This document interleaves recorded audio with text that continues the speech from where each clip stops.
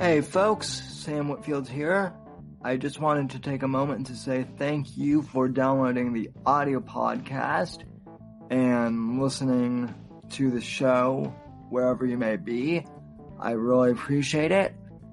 And I would like to let you know that you can also now support the show directly via Anchor.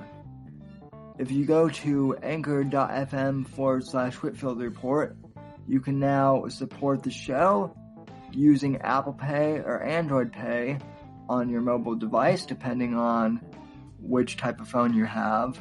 And you can contribute $1, $5, or $10 as the 3 levels of contribution. I would really appreciate anything that you can give. Every little bit helps the show. And you can find the link to support the show directly in your show notes, depending on which app you're using. I would really appreciate the support if you can. If not, please continue to support the show by giving us a rating on iTunes and sharing with your friends. Thank you very much, and I hope you enjoyed the show.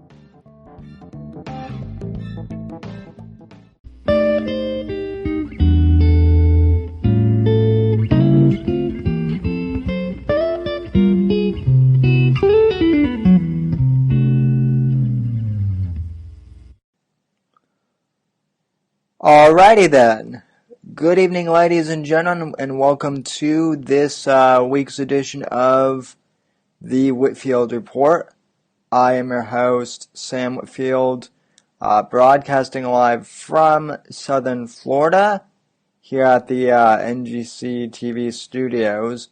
I want to thank you so much for joining us. Sorry for the delay in starting tonight's program. I actually had some technical difficulties. The computer that I was using completely froze up when I started the program, so the one I usually use. So I had to shut everything down, and I'm actually on my laptop this go round, and I'm using just standard earbuds tonight, but hopefully the sound quality is good. So without further ado, contact info as usual. You can follow me on Twitter at @somebody_NGC and Instagram as well at @somebody_NGC, hashtag Whitfield Report. You can follow me on Gab, at Sam Whitfield, Facebook.com/Whitfield Report, thesamwhitfield.com. Folks, by now you should know my contact info, but, I guess it's a holdover from when I used to do the audio-only podcast. And as always, you can live chat, which, by the way, shout out to Mr. Brian Askew. Brian, I am in my kitchen/dining room area. That is exactly where I'm at. So shout out to you, Mr. Brian Askew. You're kind of the ringleader of the savages. So you're the one that came up with the name. So anyway, folks, this is going to be more of like a casual show tonight. But we will be covering some stuff. I guess the first thing I want to cover is an article I ran across about Nikolas Cruz, the shooter who did the shooting in Parkland, Florida. There are new developments on him. He was actually pretty abusive towards his mother. And let me pull up the article. And this kind of confirms everything that I was theorizing about this kid early on. So let me pull up the article. But yeah. Oh yeah, and of course, casual in Brian's world means no pants. So it also means no pants in Brittany Rose's world though too. I don't know if she's popped up in any of my streams. Well, I actually know she hasn't, because if she had, I would be probably interrupting myself and literally and figuratively falling all over myself probably. But anyway.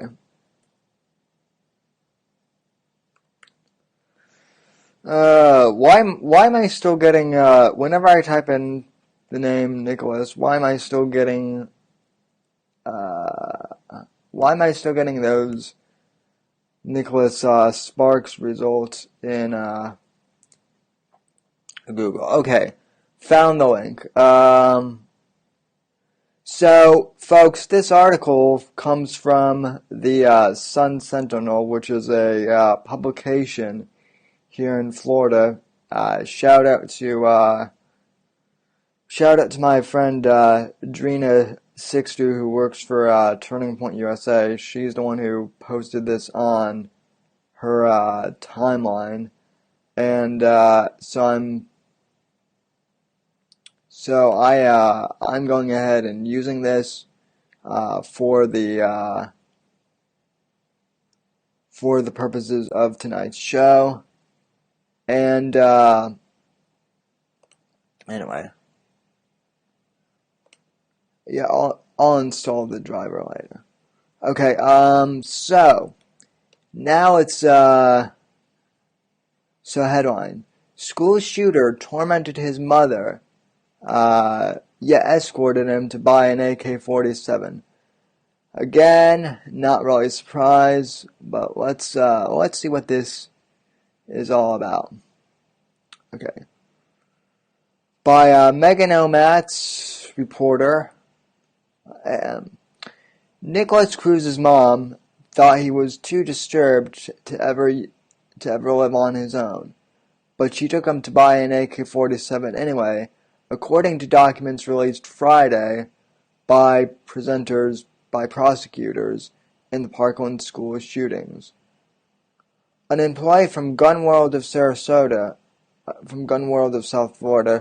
oops, I just doxed myself, told detectives that an older woman, who thought he was Cruz's grandmother, but likely was his mother, Linda Cruz, came with him to the Deerfield Beach shop where Cruz bought an AK-47 rifle.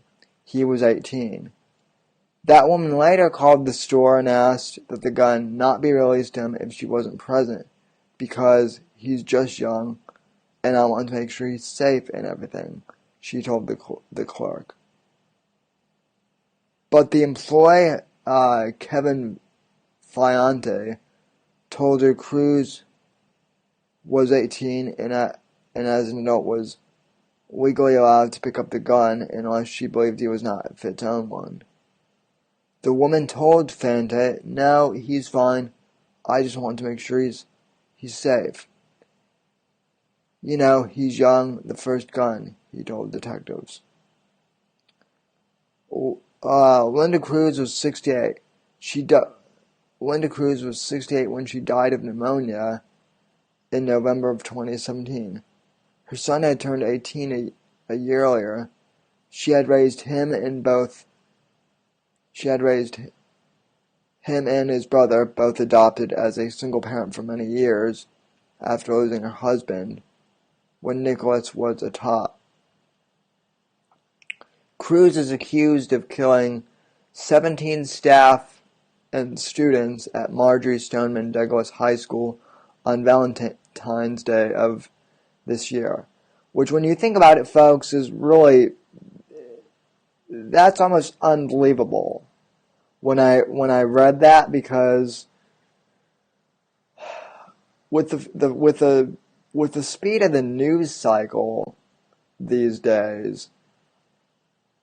It almost feels like that was 5 years ago. Really unbelievable. Back to the article.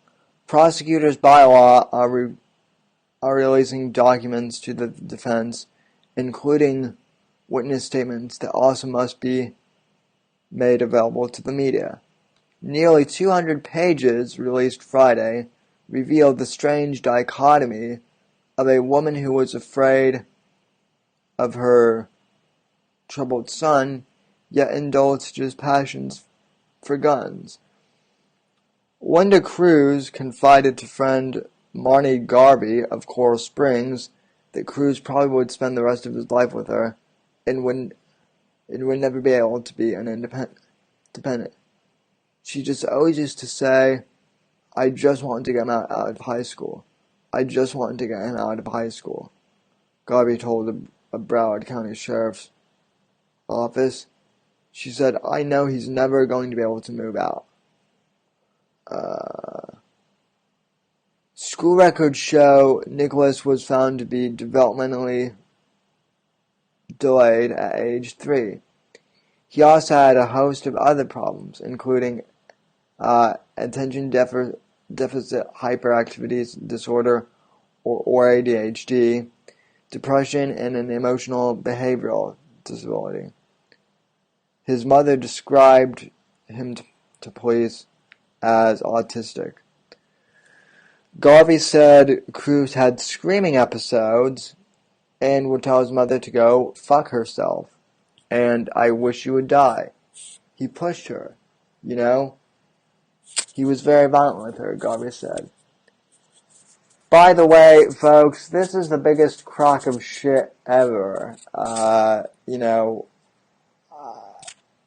Obviously, having a physical disability, I'm more sympathetic, usually, to other people with disabilities. But now it seems like, every kid who is an asshole is getting labeled as having ADHD or some, developmental. It's a fucking excuse, for them to be psychotic assholes. And, going further in this article, this kind of proves my point. Cruz used to punch holes in the wall. He used to throw furniture over. He broke TVs. He was very into guns, explained Garvey, who said she knew the family for about 7 years. Their sons went to camp together. Cruz was an odd kid who made us all nervous, she said. Once, Cruz hit her son in the head with a ladle. He was very abusive. He was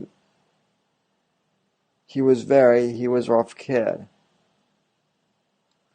Yeah, well, lady, I hate to say this, but what the hell were you doing allowing your kid to hang out with them in the first place? If this other kid,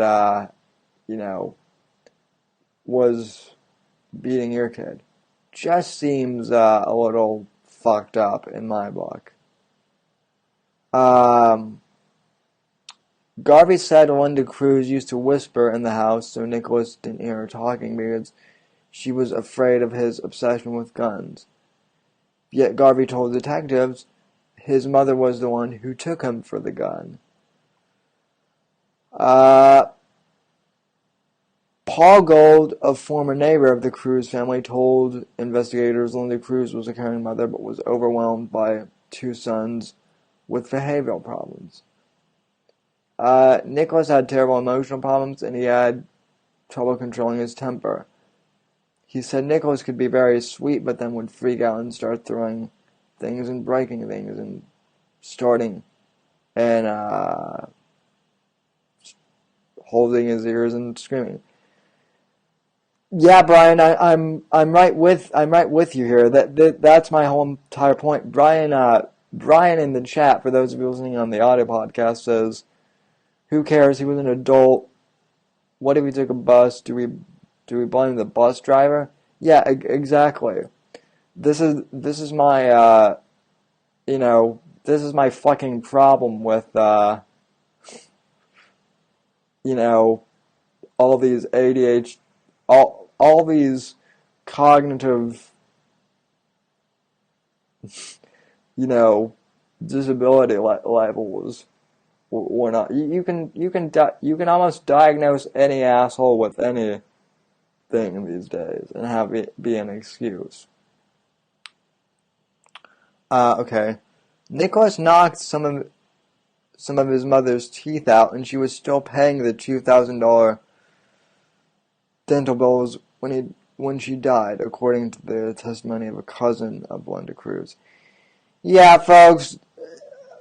So, yeah, most like, yeah, mental disability my ass. That this kid was just an abusive asshole who was going to do this shit. Okay. Another statement Friday, was from a teenager from Washington State who never met Nikolas Cruz but conversed with him through Instagram. The teen said Cruz was angry at school because he got bullied a lot, and that he hated school because of that. He would talk about going shooting and would talk about hurting himself every once in a while, too. The two guys communicated on January 30th, 2018, 2 weeks before the attack. So fucking what? He was bullied in school. You know what? Here's the dirty secret, ladies and gentlemen. This is what the left won't, tell people because it's 2018 and PC culture, but everyone bullies everyone in high school. Right? Even the jocks I knew, and even the quote-unquote popular kids, kids are assholes to each other in high school. That's just the way things go. And yet, the vast majority of kids aren't going to go, shoot up a school because they were bullied. I'm so sick of that narrative that, someone could go and shoot up a school because they were bullied.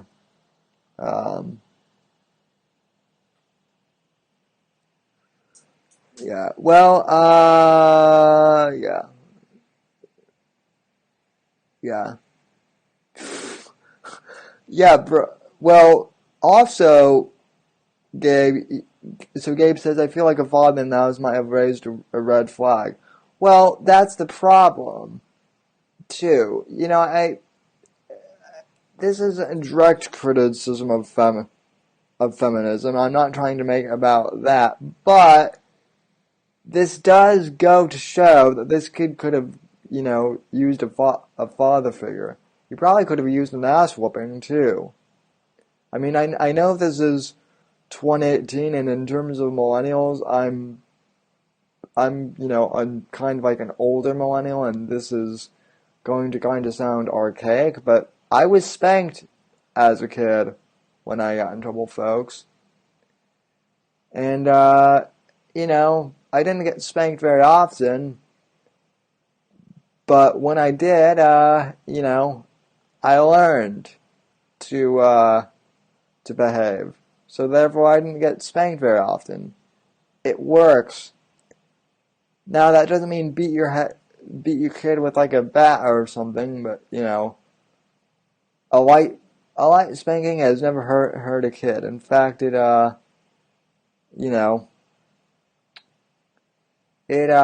at home. Thank God I've hit. Okay, yeah. Well, I mean, you're still more stable than some parents, man. But anyway, yeah. I could continue reading on, but long story short, it just goes on to how Oh, don't do that. Don't do that. You, bro. Oh yeah, bro. I mean, I can get behind most of humor, but that's a little rough. That's a little messed up, even for me. Uh, uh, anyway, yeah. So, long story short, why do I bring this up, ladies and gentlemen? Two reasons. One, this this is pretty much confirming my theory of bunches of months later that this is a mental health thing and not a gun control issue. So take note, David Hogg.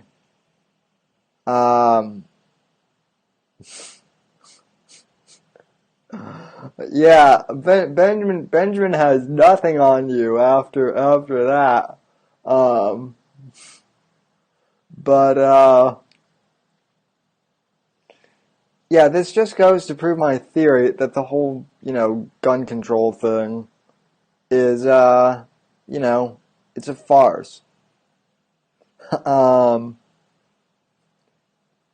And I hope David Hogg read this article. I know he didn't because he's busy being, well, now that he's irrelevant and he's 18, he's probably out like at like a strip club somewhere snorting coke off some stripper's titties or whatever. What? Yeah, you heard me. David Hogg seems like one of those kids. So, but anyway, yeah. So this kid was indeed a psycho. He wasn't, he didn't just have a bad day. This kid had issues out the wazoo, and this should vindicate anyone who believes in the Second Amendment, because once again, we're right, and all these mass shootings link back to, mental health issues and just in general psychos. And I'm beginning to think that Michael Savage is right about maybe the fact that we should have, that we should have institutionalized mental hospitals again, because freaks like these, they need it. So, anyway, folks, that's, I just wanted to share that with you. That article broke today, so I figured I would share that with you. Next up, I've been getting some tweets, and actually people have actually emailed me asking about what the hell the NPC memes are. They've been popping on Twitter and social media for the last 2 weeks. And so, I wasn't really sure what they were myself. It seems like we're getting like a new series of memes every 3 weeks or so. So, now NPC memes are the big thing, and those are those little, poorly drawn, intentionally poorly drawn memes of the grayed out zombie people. Anyway, Paul Joseph Watson, I know that lots of you subscribe to him but don't see his videos. Paul Joseph Watson just put up a pretty great video on what NPC memes are, so I want to go ahead and play that for you and do some commentary. And once I start the video, I'm going to also plug my computer in. So here is Paul Joseph Watson on NPC memes. Cut number Clip number 1, roll the tape. So what's this all about then? The NPC meme. NPCs are non-player characters in video games. Instead of being controlled by humans, they're controlled by artificial intelligence. Their actions are all predetermined by their coding, making them appear robot-like, formulaic, repeating the same movements and saying the same things over and over again. Walking cliches, just unconsciously repeating the same glib mantras. Now, who could that possibly remind you of?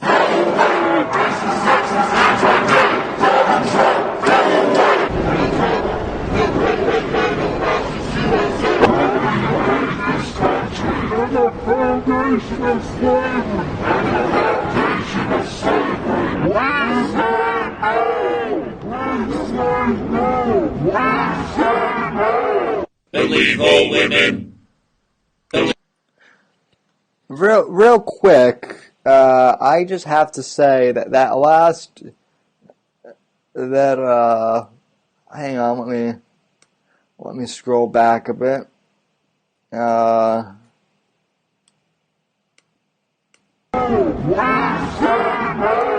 That chick in the front is mildly hot. Mildly, but nah. She's a lefty. So, yeah, it is what it is. Anyway, continuing on, just had to make that observation. Bye, Mr. Nacho. Hope you can cross the border back to Mexico. Okay. Believe all women. Believe in something even if it means sacrificing everything. Refugees welcome. But the left has struck back. They say the NPC meme is dehumanizing. Oh my god, so dehumanizing. NPC meme is dehumanizing. We are all unique and special. Remember, these are some of the same people who call anyone to the right of Joesph Stalin a Nazi. Oh, but now you care about people being dehumanized. Cry me a fucking river. Anyone unironically using the term NPC in reference to anything other than video games is automatically a Nazi in my book! And when we're not being demonized as the new Fourth Reich, we're being belittled and dismissed as Russian bots. NPC is a fascist term to dehumanizers. Everyone right of centre is a Russian bot. Does not compute. I assume whoever began pushing that meme was looking to further dehumanize their opposition by linking it to the in-game NPC players that are easily killed. Someone is pushing for a civil war. Russia, I assume. Civil war? The fuck are you talking about? It's a meme. It's not the Battle of Fort Sumter. Stop it. Get some help. They also slapped it with the dehumanizing label to try and get it banned because Twitter recently said it would ban people for using, quote, dehumanizing language. So again, even in the process of denying that they're NPCs, they act like NPCs in advocating for a sterilized internet where edgy banter is verboten. But maybe these NPCs really aren't human. Maybe they just like basic bitch social trends and banal popular culture as a default effort, as a way of just trying to blend in. After all, what else could explain the success of The Big Bang Theory and How I Met Your Mother? There's also this weird disconnect where they dismiss NPC as a pathetic playground insult not worthy of attention, yet then write laborious article after article after article being triggered by it. The same thing they did with soy boys. What happens to kids who react to playground insults? They get the same insult thrown at them again and again because it obviously gets under their skin. Immediately stop following and retweeting anyone using an avatar like the one pictured below. These are 4chan trolls impersonating resistors. I keep seeing this garbage all over my feed tonight. The NPC meme gets under the left's skin because it's mostly true. The left has mainstreamed a culture of ruthless ideological intolerance. The left has completely rejected diversity of thought. When Taylor Swift tells everyone to vote Democrat, it's an admirable call to action. But when Kanye merely suggests that black people think about not voting Democrat, he's ridiculed and called insane. Hello, I am a comedian on the television. If you disagree with my politics, you must be mentally ill. You lot literally tell husbands and wives to divorce each other if their partner isn't a Democrat. You openly advocate the breakup of families for, God forbid, having different opinions to each other. You lot reduce anyone of a certain skin colour to be mandated to hold certain political opinions. And then if they don't, their very existence is deemed hateful. How is that not dehumanising? If that's not the very essence of being an NPC, then what is? Is their favourite news network MSNPC? Or is it this one? Is their favourite TV show? Is their favourite comedian? Is their favourite politician? Is their favourite political commentator? Is their favourite celebrity? Hello, fellow humans. I am celebrity number 2932. I believe in everything that is safe and popular with people aged 18 to 35. You may now praise me on the social media platform of your choice. Remember to purchase my newly manufactured album. Here's a visual representation of how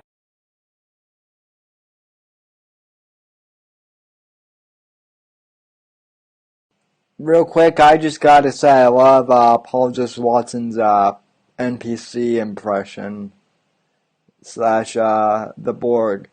That would be like a great like action comedy movie. Just the DZ versus NPCs. So yeah, I could just picture Brian with a double-barreled shotgun just blasting NPCers. So yeah, even these NPC memes are even more hilarious now because I've been watching The Matrix for the past couple weeks, or I should say rewatching. But let's see.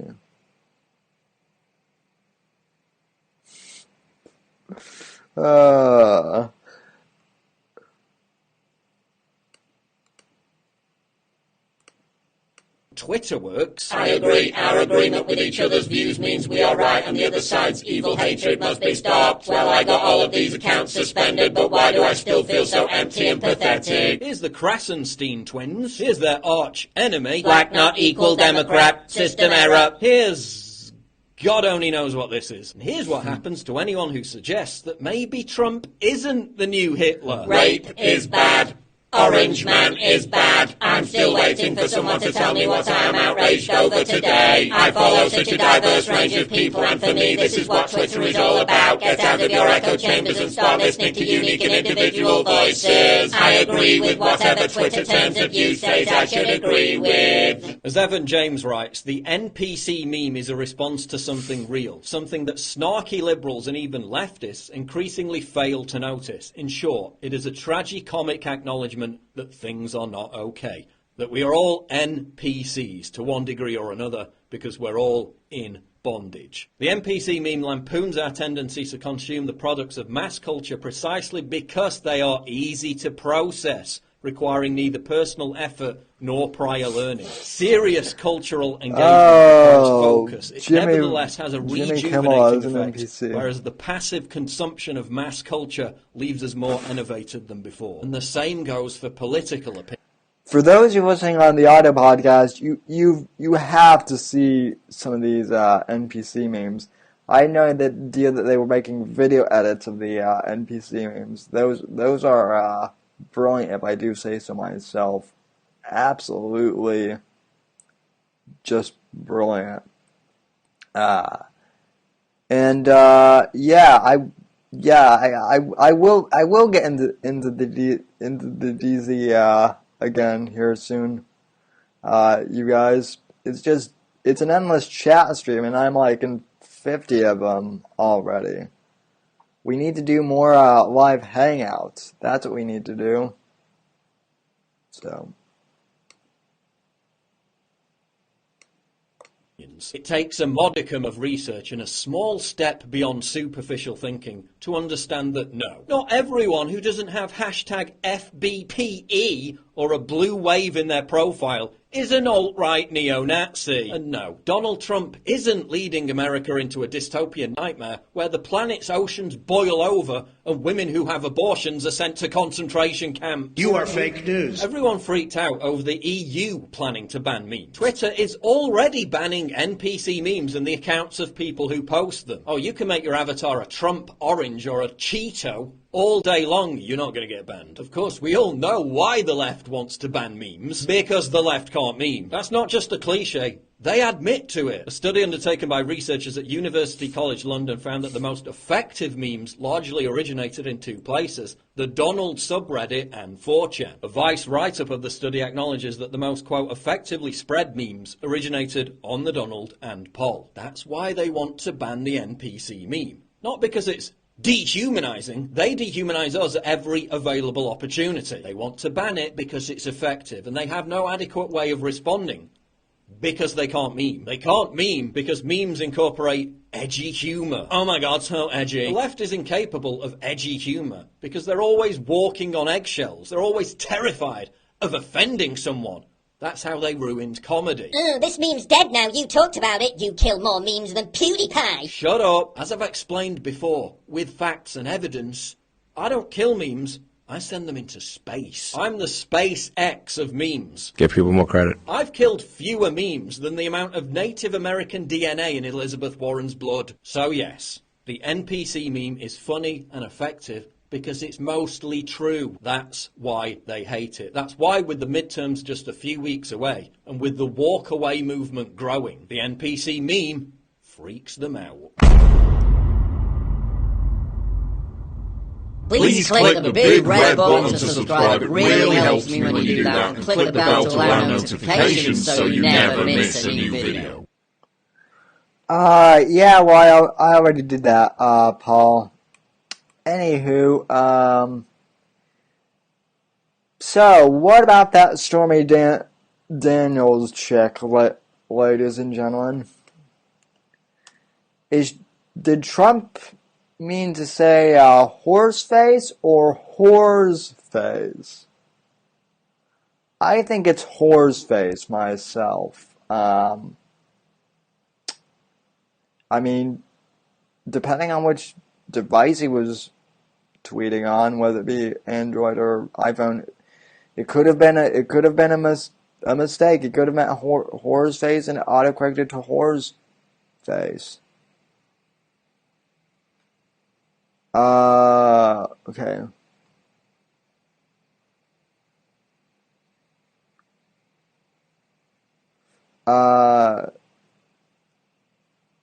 Gabe, he can't hear you. Oh yeah, Paul Hudson. I thought maybe my audio was off. Well, he might not be able to hear me, but he can read my thoughts. He knows I'm there. So, yeah, well, yeah, nay, don't settle with this, that's good. Here's the thing, the fact that the left is still, like, defending Stormy Daniels' honor, or trying to, is hilarious to me. She's a porn star, guys. She sucks dick and does other things for money. Okay? The fact that Trump had consensual sex with her, and now that she's deciding that, like, it wasn't or whatever, I mean, I can guarantee you she's probably done far worse things than she's probably done worse things with her quote unquote, professional co-workers than with now POTUS. So and Brian, I'm curious, what is the percentage of your Native American ancestry? Because I can almost guarantee you, Brian, and really this goes for anyone else here, I can guarantee you that we're probably I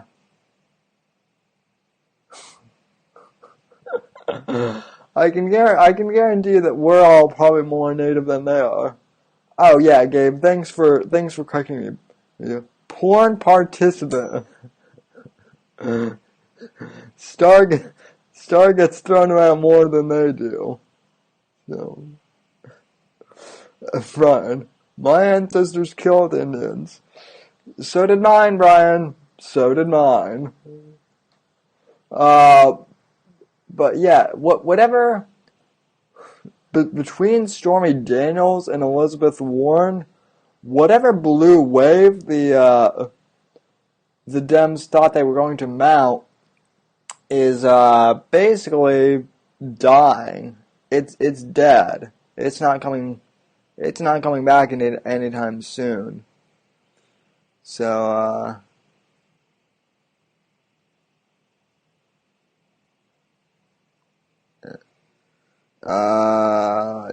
yeah. Well, I mean, geez, Elizabeth Warren is whiter than I am. That chick is she doesn't look Native American. I could kind of see her having like Quaker ancestry, or like Mennonite ancestry, because she kind of looks like one. She looks. If you've ever seen a photo of her, I think she looks a little bit like Dana Carvey's church lady character, except not funny and way too stuck up. The Pow Wow Chow book was a joke. See, here's the thing.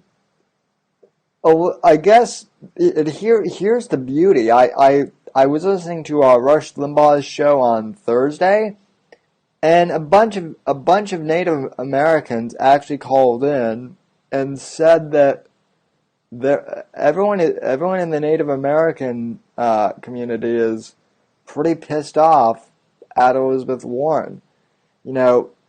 She's been culturally appropriating Native American culture for years for political purposes. Isn't that what the left is always preaching them about? But anywho, well, folks, that'll do it for tonight's live stream. I'm going to do another live stream tomorrow morning, probably. But anyway, folks, I want to thank you for tuning in to kind of my casual show / stand-up comedy routine tonight. Oh, excuse me, sit-down comedy routine in my case. Thank you for listening. You can and viewing. You can subscribe to this channel. Give us a like, and I'll have more clips for you tomorrow. We've got some good stuff, and people have asked me about the Khashoggi thing. I'm going to do more research on that tonight, and hopefully all of the equipment back up and running tomorrow, folks. Anyway, from all of us here at NGC Studios, good night, God bless, and God save this great nation.